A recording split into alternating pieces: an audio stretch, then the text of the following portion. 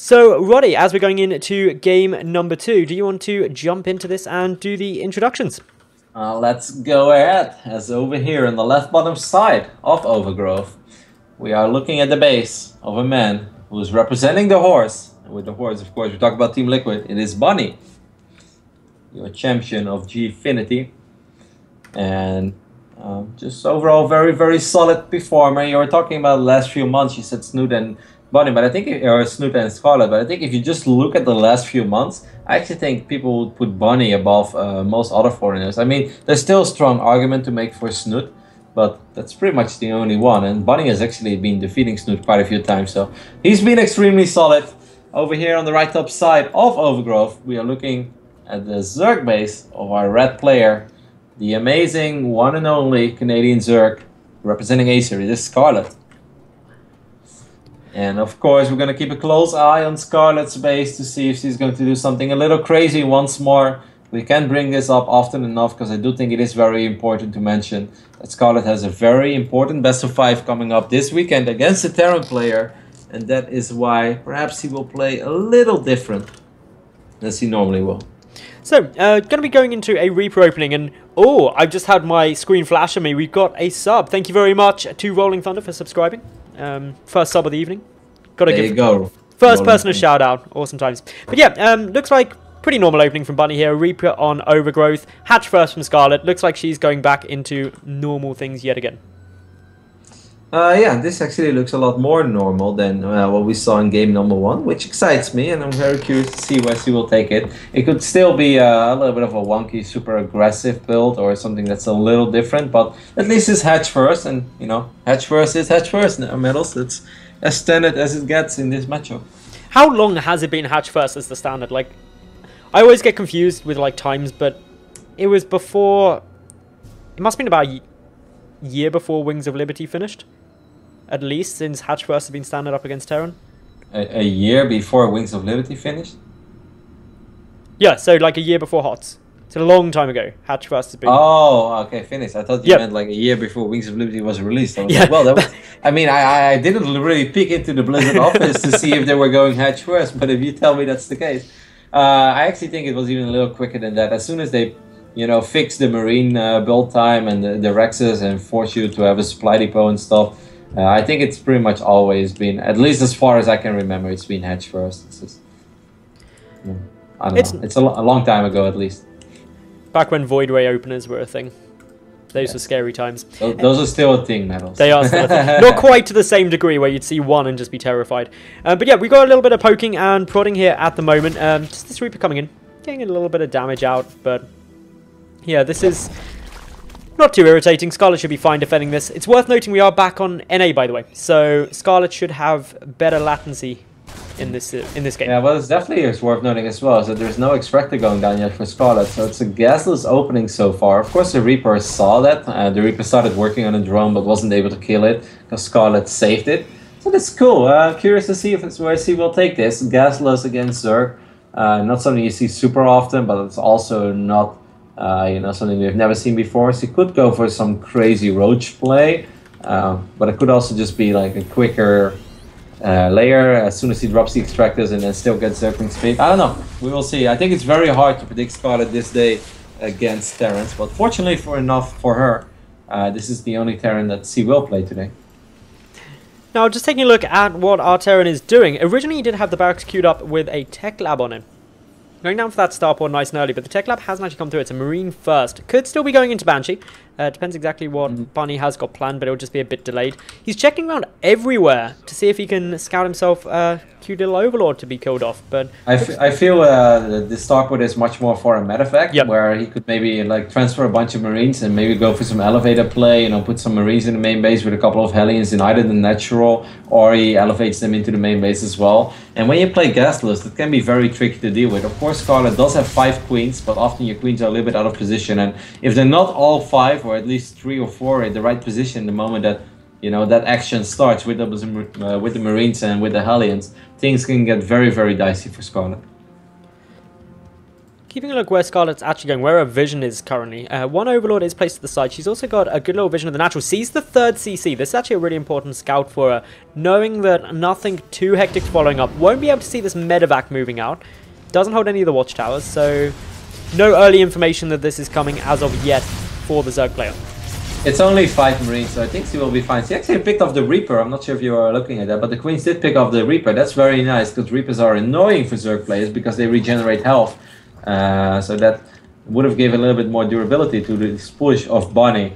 Now I think the best that he can hope for is maybe a creep tumor or 2, 3, 4, and then maybe a queen if he's lucky. He's still going to try, I thought, to go for drones, but it's going to be very hard to go through that wall, especially with all these roaches coming up. So it is indeed roach play over here by Scarlett, which is fun, that's exciting, and I'm very curious to see how it will play out. I think it's nice that she's going back to something a bit more standard after game 1. It's going to have a little bit of fun duking it out with these Hellions, but with some good transfuses, the Queen should be absolutely fine for the moment. One's going to fall. The Marine's actually dishing out a good amount of damage, but with the Roaches reinforcing through, this should be okay for Scarlett now. Yeah, still, she lost 2 Queens and got very, very close to losing a 3rd one. That would have been very frustrating, but she didn't end up losing Queen number 3.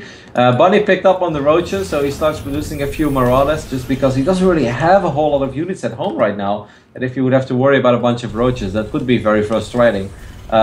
You were right when it comes to the Banshee, just a few minutes later than we initially thought it was going to be, but after everything was said and done and a few refineries went down, there is a Cloak Banshee follow-up, which is an interesting one, because if you take a look at the main base or the natural, there is no Spore Crawler anywhere to be seen. So it could be very frustrating for Scarlett. There is a lair down, but no Overseer's been morphed either, so the Cloak on the Banshee is going to actually be quite frustrating to deal with. It's going to get seen by the Roaches, but again, this may not be a big giveaway. Little drop coming down in the main base of Scarlett as well. 2 drones have been picked off. This is not terrifying. The Queen getting a bit of damage, and Bunny just having to produce out a couple of Roaches to try and stop this, but it's losing a lot of mining time. Yeah, it's a very small drop and it looks so harmless, but this is actually doing a lot of damage. Like you said, all of these drones have not been mining for a while. 3-4 drones went down in the process as well, and even though something like that may not look very significant, when you're playing Roaches, it is. Because when you're playing Roaches, you're supposed to be in control of things, you're supposed to have way more army supply, and Terran is just supposed to be, you know, kind of shivering in their boots on the other side of the map, make sure that they don't die. But stuff like this really slows everything that the Roach player tries to do down. So that looked like a harmless drop, but that was actually a very, very successful drop. And I think Bunny is already putting himself in a pretty damn good position once more. While that was ongoing as well, Bunny was able to float over his 3rd command center, so he's going to be muling heavily there. Puts pressure on Scarlett to secure up this 4th base, which luckily for her is now finishing up as well. But all in all, Bunny just is in a very controlling position, and I think I'm really actually glad you brought up the point about when you're playing Roach styles, you want to be the one who's basically setting the pace, whereas Bunny's keeping Scarlett back on the defensive, which makes these early Roaches not as useful. They're just dead supply at the moment, especially up against these Banshee, and that isn't ideal for a Zerg. No, I mean, we also kind of know Scarlett as a Mutaling Bane player. I'm not saying that he never plays Roaches, but it's pretty rare, so I also wonder in general how experienced he is with it in this matchup. There are a few Hydralisks on the way, but if you look at the supply, 127 against 121, that's way closer than things normally should be when you're playing Roaches against Terran. These 2 Cloak Banshees, sorry I wasn't mentioning them, are still being annoying on the left top side of the map. One of the Hydras does pick off one of these Banshees, but the other Banshee is still going to be able to pick off a drone or maybe 2. But overall, the supply is just way closer, I feel, than it should possibly be. Finally, those Banshee will get taken down, but not before a good few drones are taken out. Bunny, on the other hand, if we look over at his economy, it's just going really solid. He's starting up that 4th command center now. How do you reckon he's going to deal with, though, the fact that this Roach Hydra force is coming? He's got 2-2 coming in, Groove Spines is there, no muscular augment, so it's still going to be difficult to push across the map, or at least retreat out of this if it doesn't go well for Scarlett. I think he's going to have the time of his life, Medals. I think if the tanks are in a good position, he has his 2-2 upgrades on the way. I mean, the moment that Scarlett has her 2-2 upgrades, there might be a small window of opportunity where she will be able to do some serious work, but I don't think that she can run into a bunch of siege stop tanks. Obviously, if you play against Roach Hydra, the last thing you want to do is move out with 150 supply, because, you know, Roaches, they go up in supply very quickly, so it's easy for a Zerg player to max out. So 200 supply against 160, yeah, there's a pretty good chance that it goes well for the Zerg. However, if it's 200 against 200, things shouldn't go all that well anymore, especially if there are no Vipers or Infestors. So I think as long as Bunny doesn't do anything stupid in the next minute, I think he's in a very good position. One thing I want to touch on is this sensor tower from Bunny. I absolutely love it with the tank approach he's taking, because by just getting that little bit of advance notice of... Oh, sorry to interrupt you, but I love this. He saw there were so many units out of position on the right side, so he throws down his scan and he tries to engage the army on the left side. It's a little risky, but I think it's going to play out very, very well for him. Man, what a good play by Bunny. Bunny just saw how split up all of those units were, threw down a scan, and he just saw that opportunity, and he didn't hesitate for a second. He stimmed down that ramp immediately, and it made it very uncomfortable for Scarlett, because Scarlett couldn't just A-move, because then all of the units would have ran over the high ground and would have ran into the siege tanks. So really solid play there by Bunny. Sorry that I cut you off, Meadows. No, that's fine. That move was absolutely perfect by Bunny, and he didn't really lose much in exchange for it, and that's another thing that's going really nice for Bunny at the moment. He's not really lost many resources. He's already floating down his 4th base, which he's happily taking, and all I was saying was basically that sensor tower just means that when you're going for a tank style on a map like Overgrowth, you can get in a good position. But engagement in the center now, the tanks are not sieged yet, so this is an alright position for Scarlett to go for. The tanks are getting picked off relatively quickly. Focus nicely. Scarlett taking a good-ish trade here. Will force a retreat from the Terran player. Now the siege tank has repositioned itself, but Bunny's going to have to get those reinforcements in quickly. Yeah, I feel that this is as good as it's ever going to get for Scarlett. That was sort of an awkward, silly fight for Bunny. Perhaps he didn't expect that Scarlett wanted to fight once more. But if we took a look at the upgrades as well, that fight literally went down 10 seconds before +2 attack was finished. And let's say 45 seconds before +2 armor is finished. And all of the tanks were very close to the bio units. And even when they sieged up, the Roaches and Hydras were already there, right on top of the tanks. That is something that should not happen. So that fight literally went as good as it could have gone for Scarlett, but if you take a look at the supply, things are still looking very good for Bunny. And also worth mentioning, look at the bank of Scarlett. It's really all 3,900 minerals against only 200 gas. I understand getting all the upgrades, Roaches, Hydras, and Infestors and Vipers is very gas intense, but still, there should not be a phase in the game where as a Zerg you have 3,800 minerals and just no gas. Then something went wrong down the road, and I think this sort of comes down to perhaps Scarlett, her lack of experience playing this style in this matchup. I think that's actually a really good point to highlight there, Rotterdam.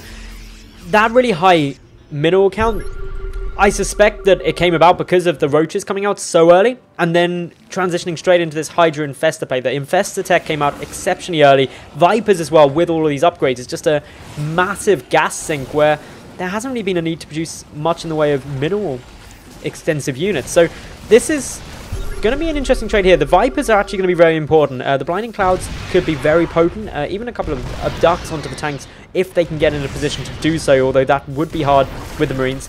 Gold base though running into some problems. A little engagement coming down to the right hand side. Bunny playing this tentatively. I like this. Good use of fungal growth, good use of a couple of blinding clouds going down as well, and this might be an okay-ish fight for Scarlett as he does clean up the majority of these tanks, so that's really well done. That was a beautiful engagement, so I definitely think this is not the first time that he's been playing it, otherwise you don't get engagements like this. But overall, you know, Bunny is still getting his 4th base very easy on the right bottom side of this map. He already threw down a bunch of additional starports. He's getting a few extra Ravens, so we might see a bunch of Seeker missiles go down as well. But that was well done. It's not easy to execute fights like that, where you have to rely on both Fungal Growth and Blinding Cloud. So it was cool to see, but in the end, Scarlett needs something else. He needs a very, very strong follow-up, and I'm not sure if she's ever going to be able to get that, just because of the lack of gas that she has been working with. And that's the thing, this Roach Hydra composition or main base to the army is good in the mid-game stages, but the longer this goes on, if you don't have a transition through from it, it's going to be tough. Fight coming through here, a couple of Fungals are hitting, a big Fungal in the center, they're getting a lot of those medevacs. Blinding Clouds also trying to be utilized, will force Bunny to fall back, and with the Fungals as well, allows a good amount of the infantry to get picked off. Only one siege tank here, and Scarlett is pushing on forward. Supply-wise, though, with these reinforcements coming through for Bunny, he should be able to deal with this long-term, although numbers-wise, Scarlett's still pushing forward nicely. Yeah, it's weird because it didn't really look like Bunny was fighting with his entire army over there. It really felt that he was like leaving 20-30 supply behind. He's definitely not a Control F2 user over here, which I guess is a good thing in general. But I think if he would have used it over there, that would have gone a little better for him. But in the end, he does land that command center. He is able to morph it into a planetary fortress, and if he's able to just get a bunch of SCVs here, then it's still okay. But the next few seconds in this game are a little scary. +3 armor is almost ready, so he will finally be even on upgrades. We've got another trade coming down. Whoa. A couple of reinforcing units. The planetary gets just annihilated. And Scarlett just does not want that 5th base coming on in. Bunny is going to take a good number of kills in order to compensate for that, but that was nice actually, yeah. And Scarlett still has that massive bank to work with. I do of course completely agree with what you said, you know, like Roach Hydra is very strong, but often it's very strong up to a certain phase in the game. And if Terran starts working off 5 bases, then they should definitely be able to demolish that army composition. A bunch of Seeker missiles could be very tricky, but Bunny has to be careful. Again, he steps on creep, only with 150 supply. Fungal will connect with a few units. One Roach has a Seeker missile. Oh, I love how Scarlett is doing that, moving the Roach forward. This is another okay fight for her. Bunny really has to be careful. He's slowly but steady losing control of this game, maybe even losing the game. And this is such an interesting and unexpected position to be in, because Bunny was a long way ahead in the early stages. He got himself in a very, very nice position. But Scarlett's just relentlessly pushing through here. The combo of the Fungals and Blinding Clouds have been very effective. The tank count is incredibly low, not helping massively, and Bunny's just gonna GG out there. Scarlett brings this game back from being a bit behind and levels out the series to be tied 1-1.